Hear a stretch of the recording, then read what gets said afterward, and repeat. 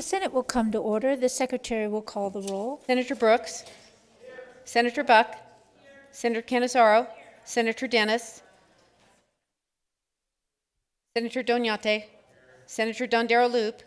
Senator Gokachia. Senator Hammond. Senator Hansen. Senator Hardy. Senator Harris. Senator Kekeffer. Senator Lang. Senator Neal. Senator Orenshaw. Senator Pickard. Senator Rowdy. Senator Scheibel.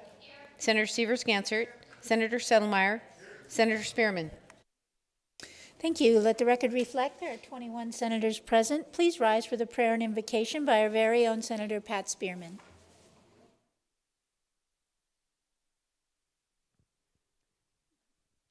Thank you, Madam President.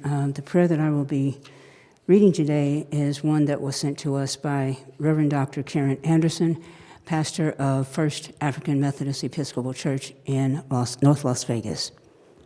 Let us pray. Creator God, who is known by many names, we come today to pause and thank you for this day. We come to this session acknowledging the full dignity and humanity of all people. We come acknowledging our responsibility to uphold the founding tenets of our Constitution, to work to establish justice, to ensure domestic tranquility, to provide for the common defense, and to promote the general welfare of all people. Today we pause to remember and honor the memories of the brave women and men of the armed services who gave their lives in service to this nation. O God, we pray that they have found rest with you.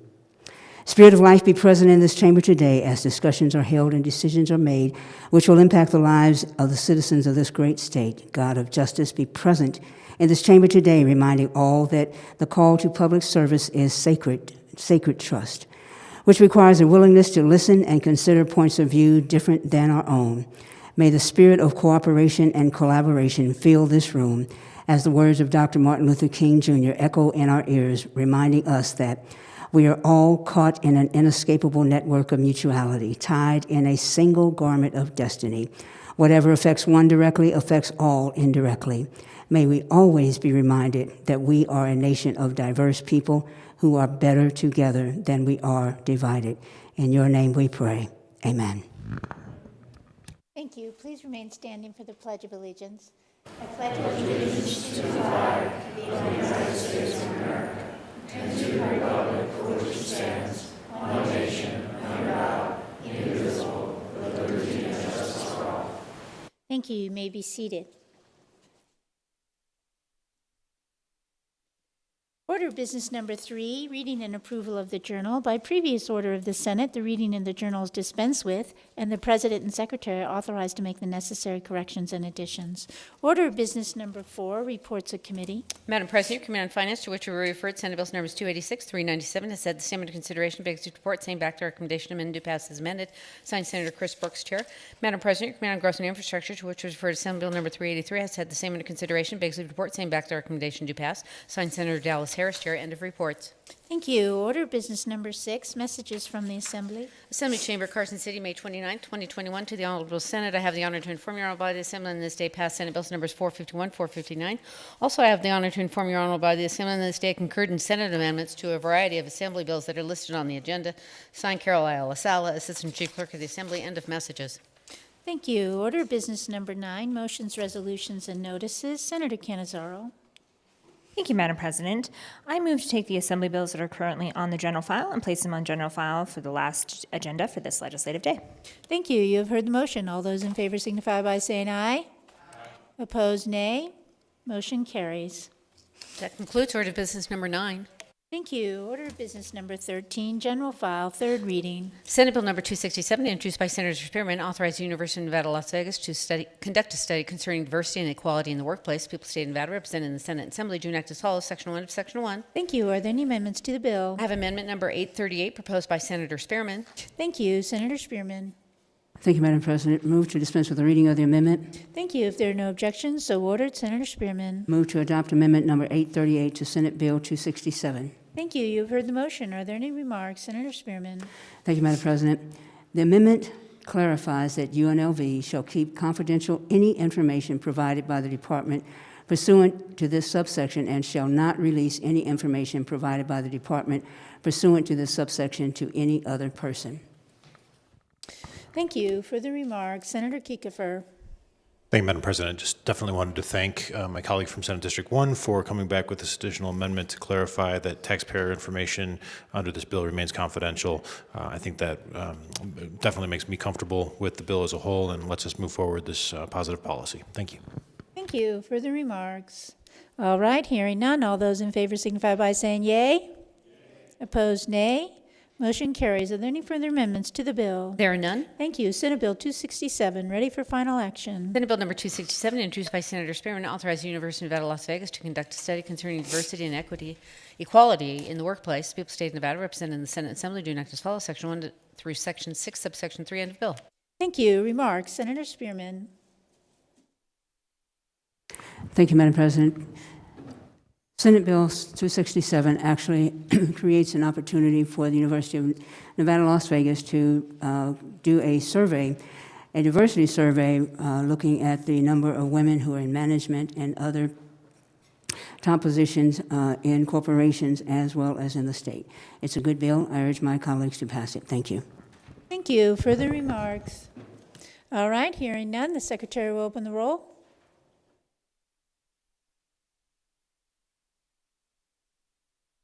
All right, looks like everyone's voted. Does anyone wish to change his or her vote? All right, Secretary will close the roll. The vote on Senate Bill 267 is 20 in favor, 1 against. The bill having received a constitutional majority, declared passed. Order the Assembly. Senate Bill number 460, introduced by Senate Committee on Finance, revises provisions relating to state financial administration. The people, State of Nevada, represented in the Senate Assembly, do enact as follows: Section 1 of Section 1. Thank you. Are there any amendments to the bill? There are none. Section 18, this act becomes effective July 1, 2021, end of bill. Thank you. Remarks from the floor.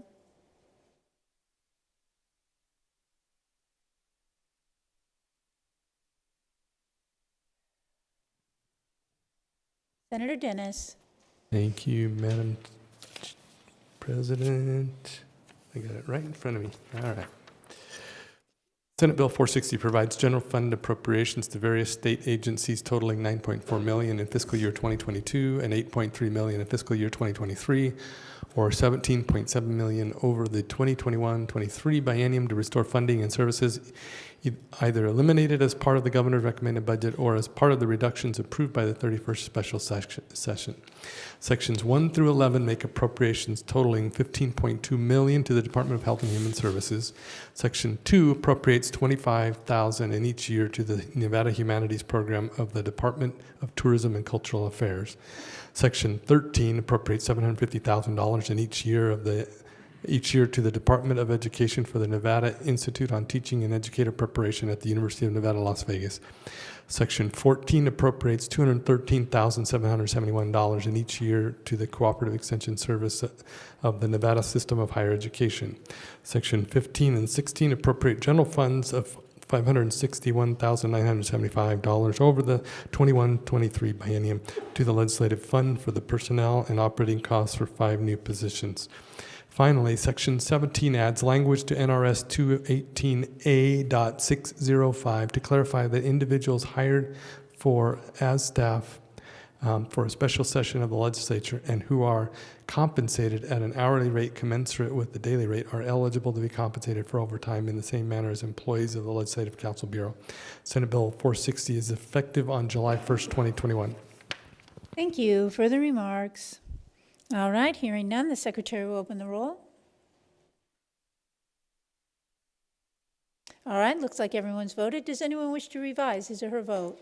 All right, Secretary will close the roll. The vote on Senate Bill 460 is 21 in favor, 0 against. The bill having received a constitutional majority is declared passed. Order the Assembly. Senate Bill number 461, introduced by Senate Committee on Finance, revises provisions relating to state financial administration. The people, State of Nevada, represented in the Senate Assembly, do enact as follows: Section 1 of Section 1. Thank you. Are there any amendments to the bill? There are none. Section 2, this act becomes effective upon passage and approval of the bill. Thank you. Remarks from the floor. Senator Brooks. Thank you, Madam President.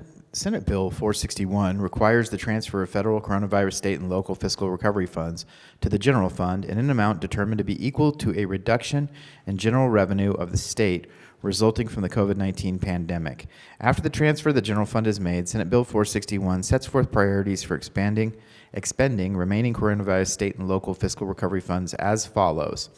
$335 million to repay federal advances to the Unemployment Compensation Fund, $20.9 million for mental health treatment, substance use disorder treatment, and other behavioral health services, construction costs, and other capital improvements in public facilities to meet the needs of the public health emergency, $7.6 million to address increased food security, and other authorized purposes, including increasing access to health care and community-based services, strengthening public education and Nevada's workforce, supporting small business, and revitalizing the state's economy, investing in infrastructure, supporting disadvantaged communities, and modernizing and enhancing state government services. Senate Bill 461 is effective upon passage and approval. Thank you. Further remarks? All right, hearing none, the secretary will open the roll.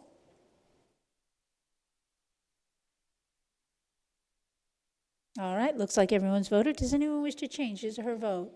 All right, the secretary will close the roll. The vote on Senate Bill 461 is 21 in favor, 0 against. The bill having received a constitutional majority is declared passed. Order of the Assembly. And that concludes order of business number 13 on the first agenda.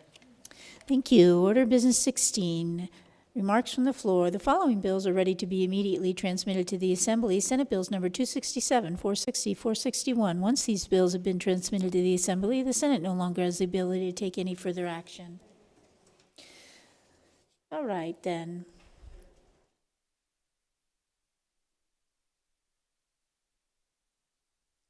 Senator Cannizzaro.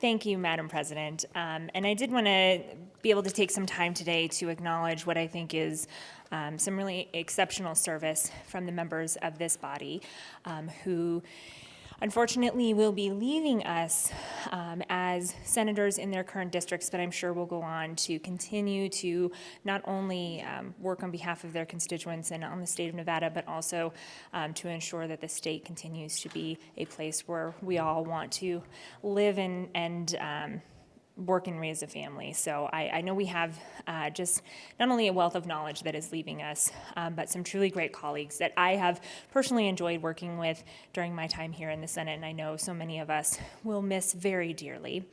And I wanted to just start with a little tribute to my friend, the President pro tempore of the Senate, who has luckily sat right at my right-hand side for the last 2 sessions, and I'm exceedingly grateful to not only serve with him, but to call him a friend.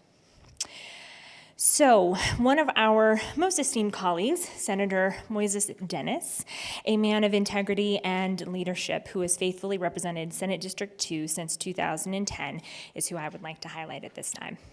As you all know, Mo is nearing the end of his final term as a member of the Senate.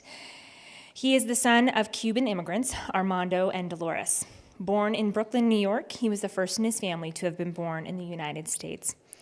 After his family spent a short time in Miami, they moved to Las Vegas when he was still a young child, where he has resided for the last 4 decades. His commitment to his community is evident in the various roles he has held: president of the Nevada PTA, chair of the Las Vegas Clark County Library District, chair of the City of Las Vegas Community Development Block Grant Committee, chair of the Nevada Commission on Education Technology, regional vice president of the Association for Library Trustees and Advocates, member of the North Vista Hospital Governing Board, and of course, a member of the Nevada State Assembly and Senate. After hearing that list, I'm sure that you all know that he has not only taken that community service, but has turned it into advocacy on behalf of all those who he's worked with. After graduating from Rancho High School in Las Vegas, Mo obtained a bachelor's degree in music from Brigham Young University. After 1 year of study, he served a 2-year mission in Uruguay for the Church of Jesus Christ of Latter-day Saints.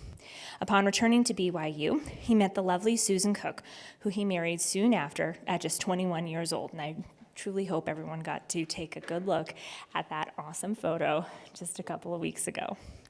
Shortly after, he and his friend opened a music store where he learned valuable lessons in entrepreneurship and business management. After closing his business and moving back to Las Vegas to raise his family, he was introduced to a computer technology group at the library, which led to a long computer technical career. These experiences provided him with the skills necessary to be a successful policymaker. Those of us in this body probably remember some of the key legislation that my colleague has championed. In his 17 years of service to the state legislature, one thing that is truly special about him is his approach to policy and his focus on listening to others and involving as many stakeholders as possible in the policymaking process. He strives to work across the aisle to find compromise among varying perspectives, even if he does not necessarily agree with everyone involved. In 2019, he carried Senate Bill 543, one of the most significant education bills of the last few sessions. It started the process of replacing the Nevada Plan funding formula and most of the categorical funding for K-12 education with the pupil-centered funding plan. The revised formula allows for a funding system that follows each student, resulting in a more equitable, innovative, and transparent system that supports better academic outcomes for the diverse student population we have in this state. This policy supports one of his most enduring and fundamental values, that all children, no matter their situation, should have an equal opportunity to receive a quality education. My colleague was first elected to the Assembly in 2004, and during his time there, he served on numerous committees, including Education and Ways and Means. After being elected to the Senate in 2010, he quickly rose to prominent leadership positions, including as the Assistant Majority Whip for the 2011 session. And in his first Senate term, his caucus elected him as Senate Majority Floor Leader for the 2013 session, becoming the first Hispanic Majority Leader of the Nevada Senate. He was also one of the pioneers of the Nevada Hispanic Legislative Caucus that has grown in enormous membership over time. He's worked to ensure Nevada cultivated the entrepreneurial spirit of our immigrant communities, while also promoting Nevada as a state that values diversity. In 2017, the Senate chose him as President pro tempore, and he has held that position for each regular and special session since. During his 10 years of Senate service, Senator Dennis has been a chair, vice chair, and member of several policy and fiscal committees, including education and finance. During the interim, when the business of the legislature requires numerous committees to study topics and prepare for the next session, he has stepped up to serve in various capacities, mainly on education policy groups and on the Legislative Commission and Interim Finance Committee. He has also represented Nevada in various national forums, including the Education Commission of the States and the Council of State Governments. Most of us here can agree on his exceptional ability to balance not only family life, but also service to his community and to his church. One constant throughout his service in this building has been his excitement and talking about his kids and grandkids, which I have truly appreciated, especially this session. While my colleague is focused on public service and the responsibilities as an elected official, he always makes time to be there for his family, even if it means sacrificing sleep. Family and his spiritual principles are his guiding star. Over a decade ago, while he was still serving in the Assembly, he was quoted as saying that family values are why he is in the legislature. Not only has my colleague dedicated his life to his family, but he has also devoted his efforts in public service towards education matters, consumer rights, and the economy by passing legislation and chairing committees to address these issues for Nevada families.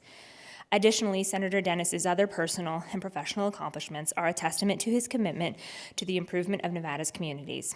It is a common occurrence to see him flying to and from Las Vegas and Reno in the same day to attend anything from his kids' concerts and school events to community events. On a quick day trip last session, he attended the grand opening of the East Las Vegas Library. The establishment of this library was a dream come true because his neighborhood, in desperate need of those services, finally had access to a library. In addition to his commitment to his family and Nevada communities, Senator Dennis is a very talented singer and musician, playing guitar, piano, and drums. He also received the prestigious Eagle Scout Award and once said that the program taught him valuable leadership skills that he still uses today. The significance this award has had on his life is one reason he continues volunteering his time with the Scouts. This is one attribute that many of us think about when we think of our dear friend Mo, and he pays it forward to the next generation of kids. In recognition of his many years of service and dedication to the Scouting program, he was recently presented with the Silver Beaver Award. Most importantly, Mo is a true family man at heart, a caring husband to Susan, his wife of 38 years, dedicated father to Diana, Dustin, Daniel, Danae, and Dallin, and loving grandfather to 5 grandsons and 1 granddaughter on the way. He is also loved and respected by his 3 sisters, Mickey, Margaret, and Michelle, who have said that their brother is not only the peacemaker of the siblings, but that he is most appreciated for his dedication to his family. I wanted to just take a moment to acknowledge not only the service and I think true advocacy that you have shown here in the body, but I am very grateful for all of the countless pieces of advice, for the support, and for the guidance in the last few years that we've been able to serve together, and you will truly be missed. And I just don't know how we're going to fill that hole. But congratulations on a very successful term of service. And I would be remiss if I didn't note that we are truly in a place, especially now in this session where we're talking about funding a people-centered funding formula, that just wouldn't have been possible if you weren't here. So thank you, Madam President.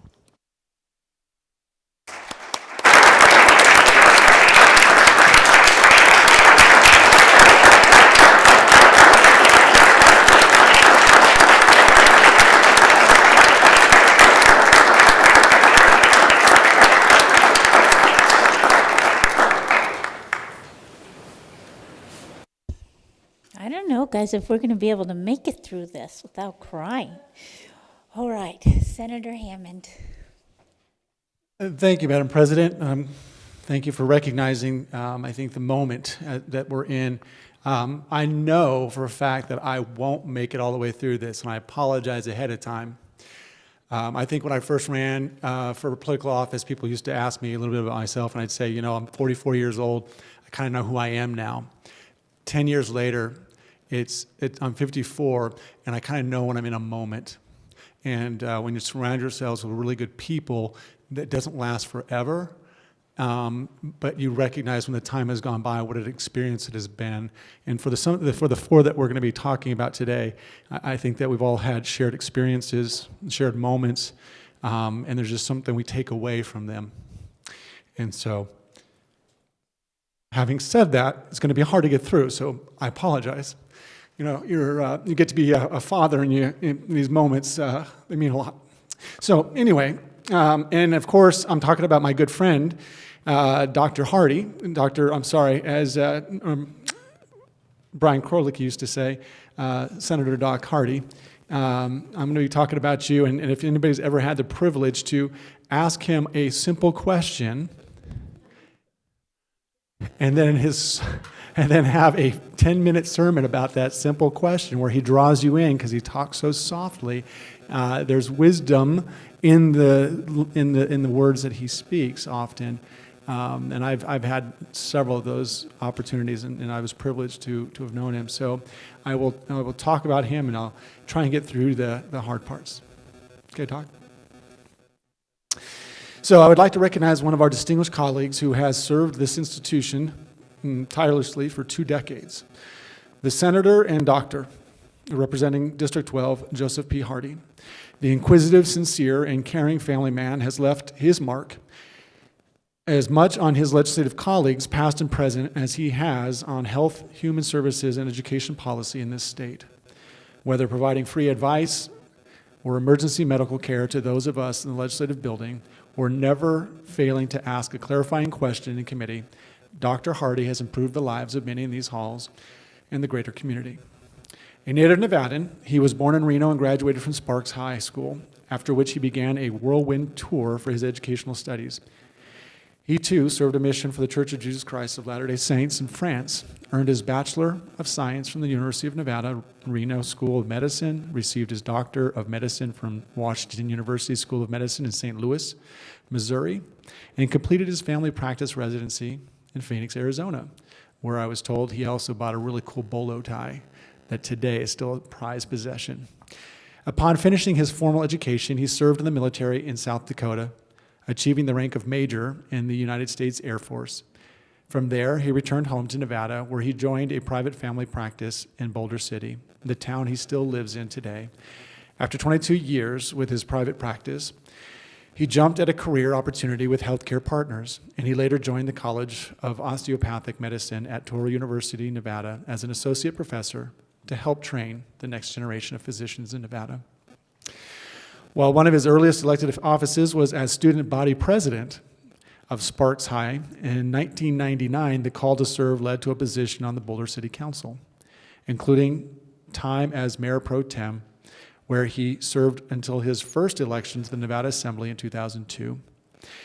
He served 4 consecutive terms in the Assembly, and in 2010 successfully secured a seat in this Senate. Since his election to the legislature, he has held many leadership positions, including as President pro tempore of the Senate, Senate Assistant Minority Leader, Senate Minority Whip, Assembly Minority Whip, as well as Chair of the Senate Committee on Health and Human Services. And while he served on numerous policy and interim committees over the years, his tireless dedication to health and human services has always been clear. Serving on the Senate or Assembly committees on health and human services every session and the Legislative Committee on Health Care interim since first elected. That is 10 regular sessions and 9 interims of analyzing health and human services issues, asking critical questions, and helping shape essential policies that affect the lives of all Nevadans. His dedication and passion for pursuing policies to address the shortage of healthcare providers in this state by reducing barriers to licensure, improving the workforce pipeline, and increasing access to care for all Nevadans led to his desire to serve on the Senate Committee on Commerce and Labor and Energy for most of his tenure in this House. His public service is not limited to these 4 walls. He has been actively involved in numerous community and professional organizations. The list of his awards is just as lengthy and includes, among many others, being named Family Physician of the Year twice, in 1998 and in 2010. And I don't know what it was called, but I know you got another award because I accepted it on your behalf. And in true Hammond fashion, I said all but nice things about you. And you're laughing because you know it's not true. As busy in his personal life as he has been in the legislative realm, he is first and foremost dedicated to his family. Married to Jill Swingingson Hardy, a familiar face in the legislative building. She's probably up just a few feet above us, for more than 48 years. Together they have 8 children and 21 grandchildren. I'm sure it will surprise no one that despite keeping an extremely busy schedule, he also managed to find time to attend his kids' activities and sporting events. With his final regular session of the Nevada Legislature nearly complete, he will surely welcome the additional time to do the same for his grandchildren as doting Grandpa Joe. Please join me in expressing our deepest gratitude to a genuine public servant, a thoughtful person who dedicated 2 decades to this institution and who has truly left his mark on health policy and the people of Nevada. Joe Hardy.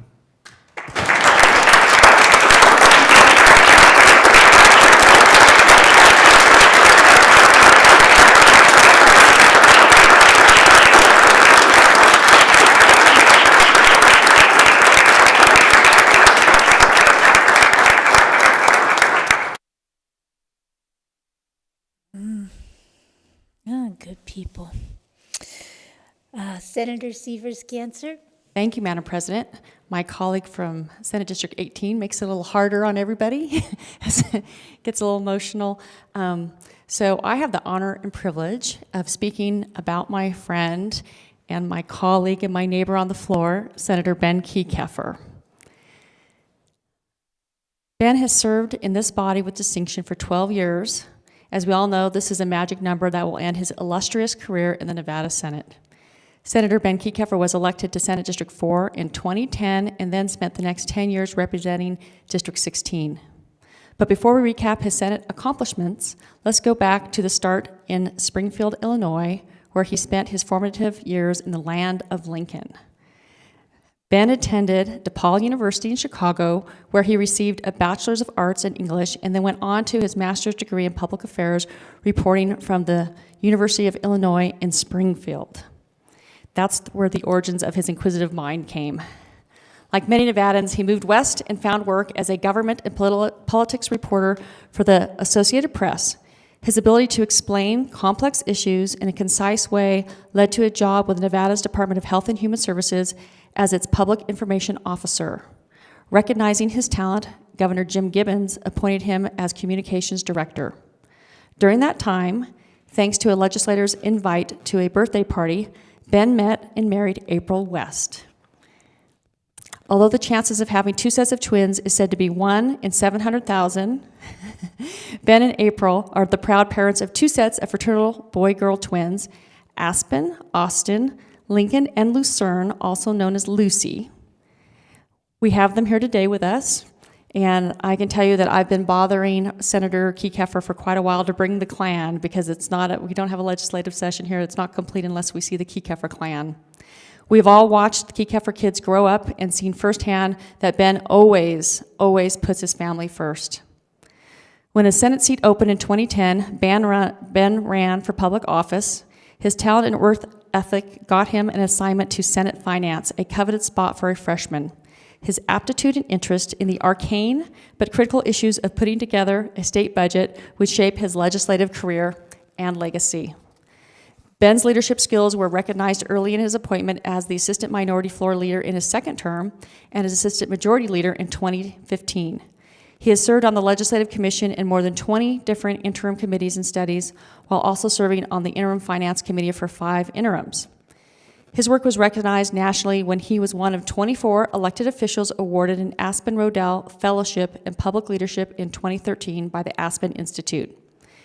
Ben served as the Senate Finance for all 6 terms and as chair in the 25th session and also the other day.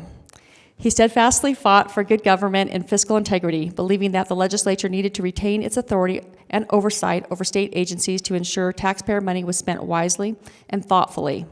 In fact, it was Ben who sponsored a bill in his first session in 2011 to create the Sunset Subcommittee of the Legislative Commission to review boards and commissions in the state each interim. Before this legislation, these entities were without any real oversight for decades.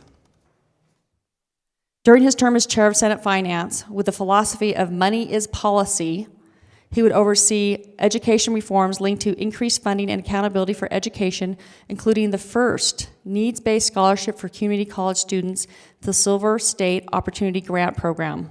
That program has made a difference in many, many lives.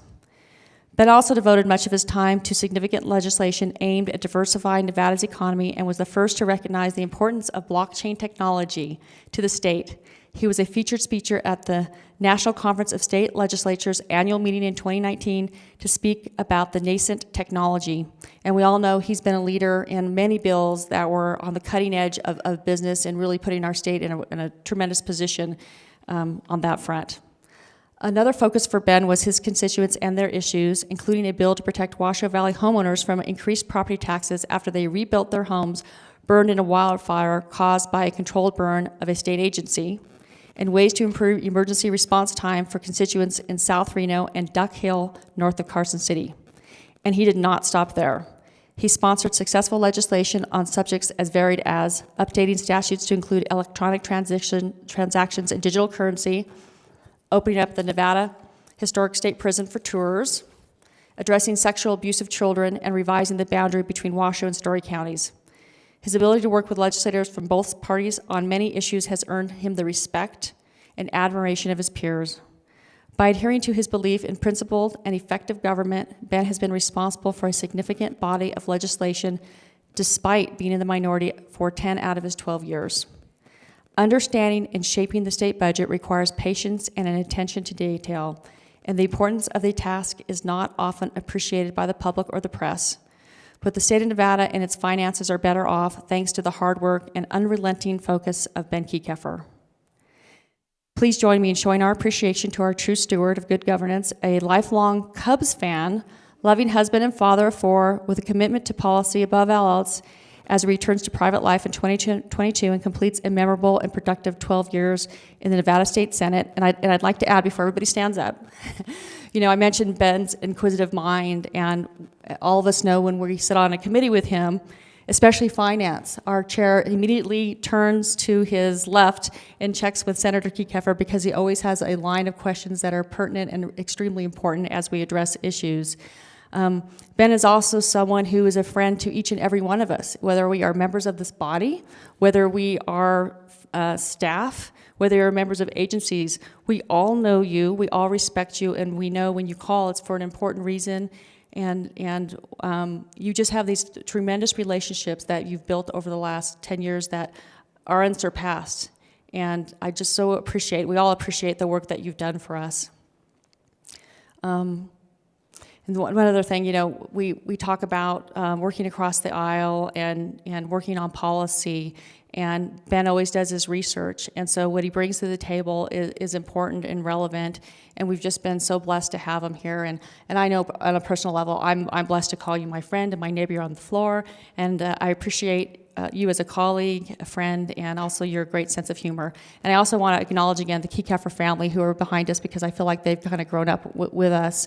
And we're so pleased that you could join us today, that you were able to take time, because as we all know, this building's been pretty shut down for a while.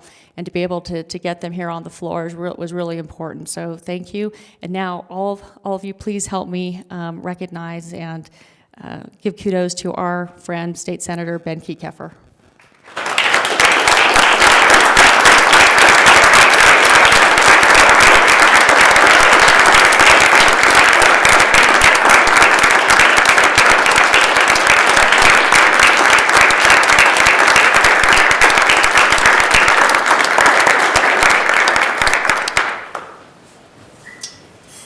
I think the grins on your family's face, Ben, says it all. That's lovely. All right. Senator Gokachia.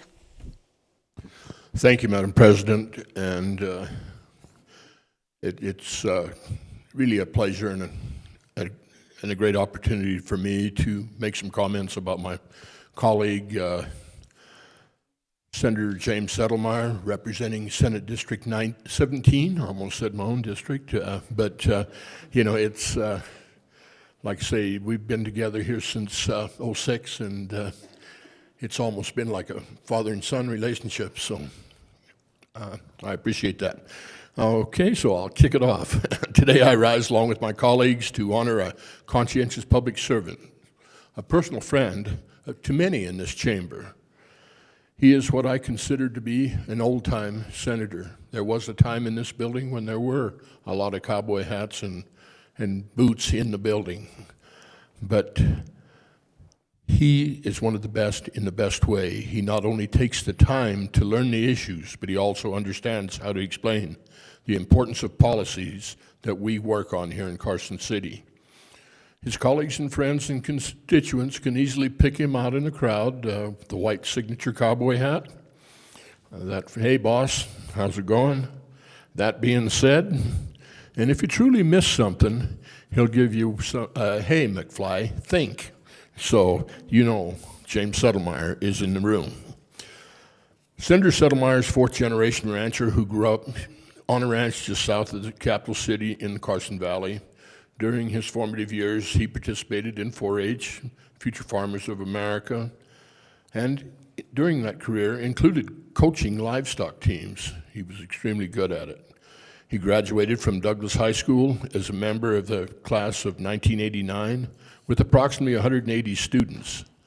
The same school his grandfather graduated from several decades earlier, but as a class of one in a class of 3 students. Huge difference. I'll show you how we've grown here. His family was prominent and active in agriculture and politics. He follows 2 relatives who served in the Nevada Legislature, Senator Fred H. Settlemeyer, representing Douglas County 46 through 62, and Assemblyman William Bill Settlemeyer, who represented Elko County from 1924 through 1926. Senator Settlemeyer attended Cal Poly Tech in San Luis Obispo, earned a Bachelor of Science in agricultural education. He'd return home in the summers and during the vacations, very similar to a lot of ranch kids, and work on the family ranch and apply what he learned. He continued his education by taking courses in legal studies and graduated from the Leadership Douglas County program.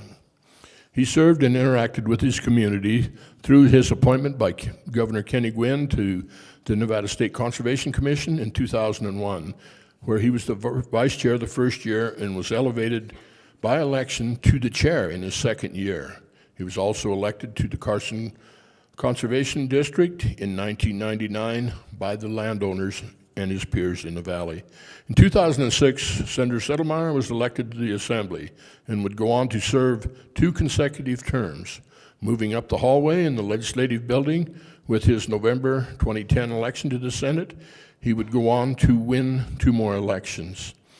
He has held many leadership roles, not to mention the fact that he is a minority leader and has been, serving as co-minority whip, co-majority whip, and currently serving as a minority leader. Senator Settlemeyer's passion for serving his constituency is evident in the numerous committees he served on, including Commerce and Labor, to which he has actively contributed through his entire tenure of time here in the Senate, and he chaired that Commerce and Labor in the 2015 session, served on natural resources, legislative ops, finance, government affairs, growth and infrastructure, and judiciary.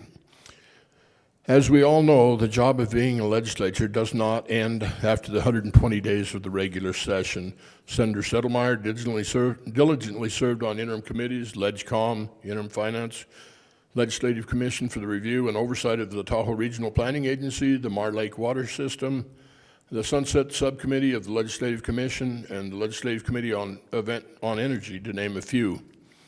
During his time in these legislative halls, and I like this, he's been a man of quiet action but strong convictions. I don't know if quiet is a good term to use for him, but anyway, he carried legislation to ensure reasonable accommodations for voters with disabilities, to ensure access to polling places for all Nevadans. That was SB 117 of the 2017 session. He worked with California State Senator Ted Gaines to pass legislation in both California and Nevada, SB 414 of the 15 session, to make higher education more affordable for residents in close proximity to the state's border by encouraging the reinstatement of the long-standing good neighbor policy with California. Thank you, James. In short, he listens to his constituents. He passed some good common sense legislation. And today we are here to honor and recognize James Settlemeyer and thank him for his service to the legislative process. We wish him the best. We will miss him. I know he will have continued success and happiness with his family and his daughters, Caitlin and Sabrina. And as he feeds his cows and changes the water and, lays down on those borders, now that he's got the high tech, he doesn't have to wait for the water to get out on his checks. But there's a lot of work on the ranch, and that's one thing I really enjoyed with James.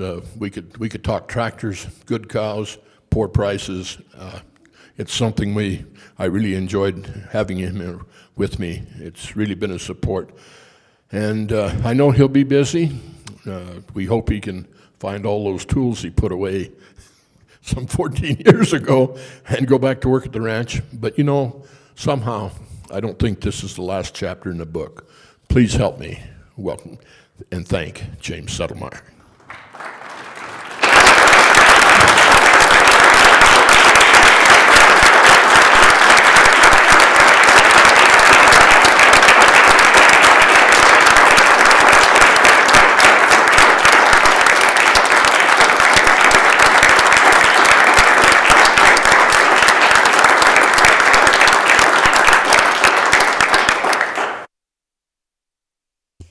Well, I suppose we tip our hat off to all of you. It's really an honor to serve with you guys and to watch you represent this state. It is humbling to see all the work that you do and all that you put in for Nevada. I thank you, all of you, for what you do. All right then, further remarks? We are speechless. Senator Canizaro? Did you want to go to the second agenda? All right then. Second agenda. With our great people here. Order of business number 4, reports of committee. Madam President, your Committee on Finance, to which is referred to Senate Bill Number 486, has the same under consideration. Begs report same back to the recommendation amended to pass as amended. Signed, Senator Chris Brooks, Chair. Madam President, your Committee on Judiciary, to which is referred to Senate Bill Number 116, has the same under consideration. Begs report same back to the recommendation amended to pass as amended. Signed, Senator Melanie Scheibel, Chair. End of reports. Thank you. Order of business number 12, second reading. Senate Bill Number 116, introduced by Assemblywoman Wynne, et cetera, and Senators Canizaro, et cetera, revises provisions relating to traffic offenses. The people of the state of Nevada, represented in the Senate Assembly, to enact as follows. Section 1 to Section 1. Thank you. Are there any amendments to the bill? I have Amendment Number 774 by the Senate Committee on Judiciary. Thank you. Senator Scheibel. I move that we dispense with the reading of Amendment 774.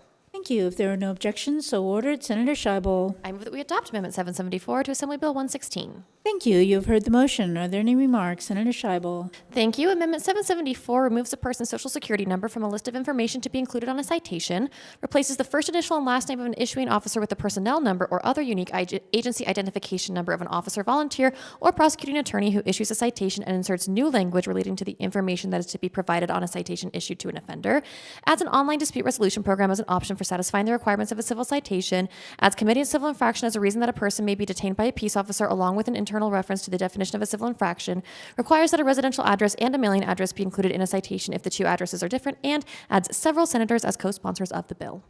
Thank you. Further remarks? All right, hearing none. All those in favor signify by saying yea. Opposed, nay. Motion carries. Are there any further amendments to the bill? There are none.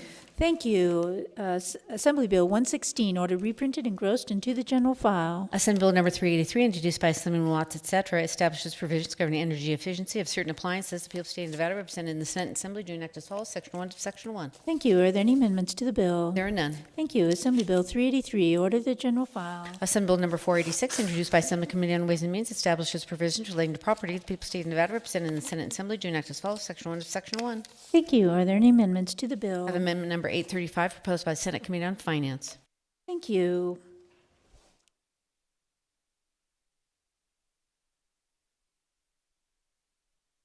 Senator Brooks. Thank you, Madam President. I move that we dispense with the reading of the amendment. Thank you. If there are no objections, so ordered. Senator Brooks.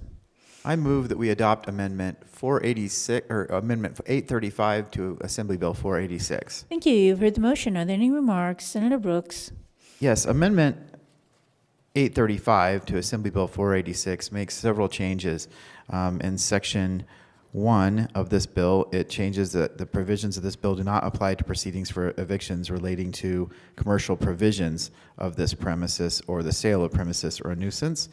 And it also revises Section 2 to update the notification a motion is filed by a landlord. And in Section 3 of or Section 5 of the bill, it also requires the notice of a designated eviction proceeding. Thank you. Further remarks? All right, hearing none. All those in favor signify by saying yea. Opposed, nay. Motion carries. Are there any further amendments to the bill? There are none. Thank you. Assembly Bill 486 is ordered reprinted, engrossed into the general file. That concludes order business number 12 on the second agenda. Thank you. Order business 13, general file, third reading. Senate Bill Number 286, introduced by Senator Harris, revises provisions relating to public employees. The people of the state of Nevada, represented in the Senate Assembly, do enact as follows. Section 1 to Section 1. Thank you. Are there any amendments to the bill? I have Amendment Number 836, proposed by the Senate Committee on Finance. Thank you. Senator Harris. Thank you, Madam President. I move that we dispense with the reading of the amendment. Thank you. If there are no objections, so ordered. Senator Harris. Thank you, Madam President. I move that we adopt Amendment 836 to Senate Bill 286. Thank you. You've heard the motion. Are there any remarks? Senator Harris. Thank you, President. Senate Amendment Number 836 amends Senate Bill 286 to add new provisions to Chapter 288 of NRS and delete Section 2 of the bill. First, Amendment Number 836 adds a new provision to Chapter 288 of NRS, deeming a bailiff or deputy marshal appointed pursuant to NRS 3.310 or 4.353 to be a local government employee of the county in which he or she is appointed for the purposes of collective bargaining for local government employees, and sets forth certain restrictions on collective bargaining between a county and an employee organization which represents bailiffs and deputy marshals. Section 1 prohibits negotiations between those parties concerning any subject matter within the control of the judiciary. Second, Amendment Number 836 adds a local government to the revision of the definition of supervisory employee in Section 1.5. Finally, Amendment Number 836 deletes Section 2 of the bill. Thank you. Further remarks, Senator Pickard. Thank you, Madam Chair. I rise in opposition to this amendment because it would attempt to codify what the Supreme Court of the state of Nevada has already determined to be improper. These are employees of the judiciary, not the employees of the county. However, they do have an interlocal agreement whereby the county will pay their paychecks and handle their human resources, but they are not employees of the county, so it would be improper to authorize this. I know that there have been arguments to the contrary, but that's what the Supreme Court said, and I tend to believe them. So I'll be a no on this and urge my colleagues to vote the same. Thank you. Further remarks, Senator Hardy. Thank you, Madam President. If I could address this to the sponsor from District 11, on Section 1.7 of the amendment, it alludes to NRS 288.150, and looking at that particular portion of NRS, there's a A through W. And is this intended to get every one of those scope of mandatory bargaining things that are, number one, limited to that? Are there other things that are in addition to that, or is it inclusive of all of those A through W as in 288.150? Thank you. Senator Harris. Thank you, Madam President. To my colleague from District 12, what would be bargainable is the categories in A through W that are not under the control of the court. Thank you. Senator Hardy. I guess I don't know which ones those are, if that could be clarified. Senator Harris. And Madam President, I believe this is one of the more sensitive issues that my colleague from from District 20 was mentioning in regards to the Supreme Court case. The bill is silent as to which subjects those would be, but would make it clear that any subject that is in the court's discretion would not be bargainable. Thank you. Further remarks? All right, hearing none. All those in favor signify by saying yea. Opposed, nay. Motion carried. Any further amendments to the bill? There are none. Thank you. Senate Bill 286, ready for final action. Senate Bill number 286, introduced by Senator Harris, revises provisions relating to public employees. The people of the state of Nevada represented in the Senate and Assembly do enact as follows: Section 1 through Section 4. End of bill. Thank you. Remarks, Senator Harris. Thank you, Madam President. Senate Bill 286, as amended, revises the definition of supervisory employee for purposes of collective bargaining for local government to include persons who provide civilian support services to a law enforcement agency and is a local government employee who is authorized to be in bargaining unit pursuant to Chapter 288 of NRS. Senate Bill 286, as amended, also adds a new provision of Chapter 288 of NRS deeming a bailiff or deputy marshal appointed pursuant to NRS 3.310 or 4.353 to be a local government employee of the county in which he or she is appointed for the purposes of collective bargaining for local government employees, and sets forth certain restrictions on collective bargaining between a county and an employee organization which represents bailiffs or deputy marshals. Section 1 prohibits negotiations between those parties concerning any subject matter within the control of the judiciary. Insofar as the conflict with the provisions of such an agreement, the amended provisions of Senate Bill 286 do not apply during the current term of any collective bargaining agreement entered into before October 1, 2021, but do apply to any extension or renewal of such an agreement and to any collective bargaining agreement entered into on or after October 1, 2021. Thank you. Further remarks? All right, hearing none, the secretary will open the roll.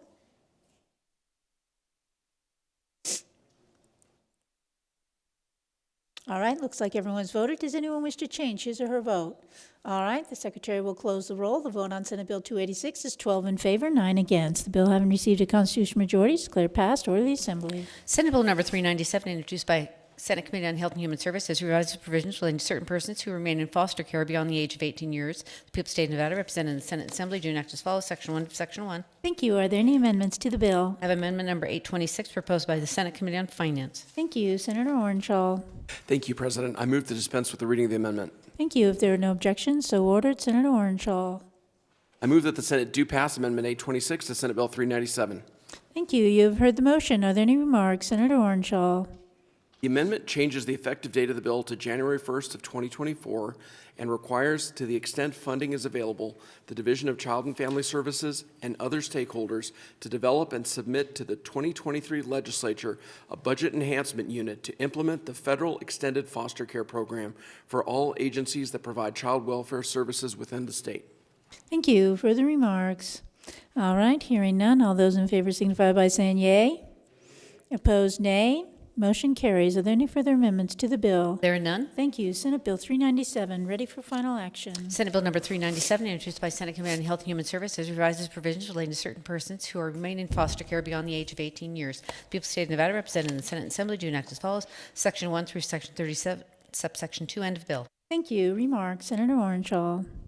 Thank you, President. Senate Bill 397 requires the Division of Child and Family Services of the Department of Health and Human Services to establish the Extended Young Adult Support Services Program to provide extended youth support services to certain young adults between the ages of 18 and 21 years of age whose plan for permanent placement on their 18th birthday is a permanent living arrangement other than family reunification.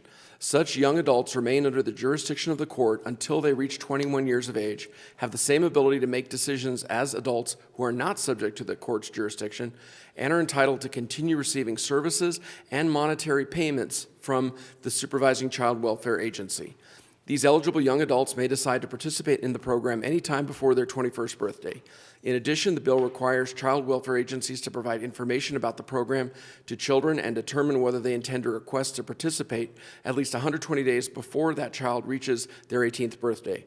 Senate Bill 397 further outlines eligibility criteria for the program, requires child welfare agencies to develop a written plan to assist each participant in transitioning to self-sufficiency, describes the role of the court, and sets forth conditions under which participation may be terminated. Finally, Senate Bill 397 requires, to the extent funding is available, that the Division of Child and Family Services and other stakeholders and child welfare agencies develop and submit an extended foster care program budget enhancement unit for submission to the 2023 legislature.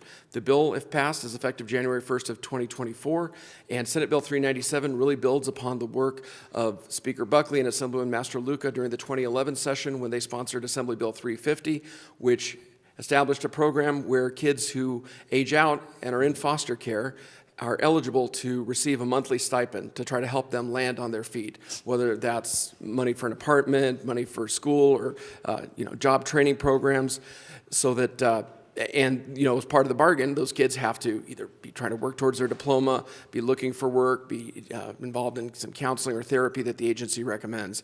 This will hopefully allow federal funds to also supplement the county funds that's used for those kids. And there was a lot of great cooperation between Legal Aid, Clark County Division of Child and Family Services, the state DCFS.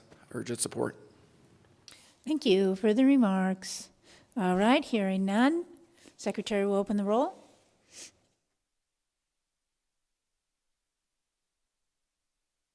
All right, looks like everyone's voted. Does anyone wish to change his or her vote? All right, the Secretary will close the roll. The vote on Senate Bill 397 is 21 in favor, 0 against. The bill having received a constitutional majority is declared passed. Order the Assembly. That concludes order of business number 13 and business of the desk at this time. Thank you. Order of Business 16, remarks from the floor. The following bills are ready to be immediately transmitted to the Assembly. Senate Bills number 286, 397. Once these bills have been transmitted to the Assembly, the Senate no longer has the ability to take any further action. Remarks from the floor, Senator Orenshaw. Thank you, President. I just wanted to notify the members of Senate Legislative Operations and Elections that we will meet at 5:15 up in room 2149, 5:15. All right, Legislative Operations 2149, 5:15. Senator Brooks. Thank you, Madam President. On Senate Finance members, we have a joint full committee hearing in 4100 immediately after this meeting. Okay, joint hearing for Finance in room 4100. Anybody else? All right. We're doing okay, guys? Senator Cannizzaro?